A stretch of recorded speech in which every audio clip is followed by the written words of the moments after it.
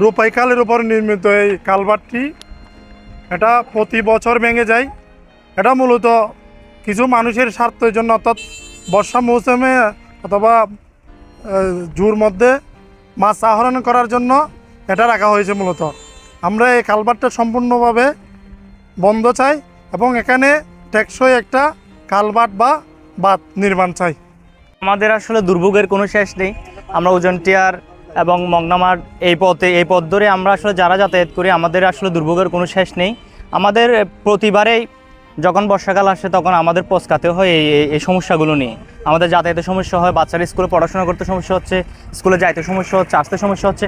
আসলে এই বিষয়টা যতক্ষণ না পর্যন্ত স্থানীয় সরকার তারা না করবে, আপনার ট্যাক্সও একটা বেরিবাদ না দেবে বা একটা সুইচ গেট যতদিন না পর্যন্ত করবে ততদিন পর্যন্ত আমাদের এই ভোগান্তি পোহাতেই হবে, কিছু করার নেই। আসলে যতদিন পর্যন্ত একটা স্থায়ী সুইচ গেট না হয় ততদিন পর্যন্ত এই কালভার্টটি যেন স্থায়ীভাবে বন্ধ থাকে। আমার প্রশাসনের প্রতি, ইউনো মহোদয়ের প্রতি এই আবেদনটি রইল।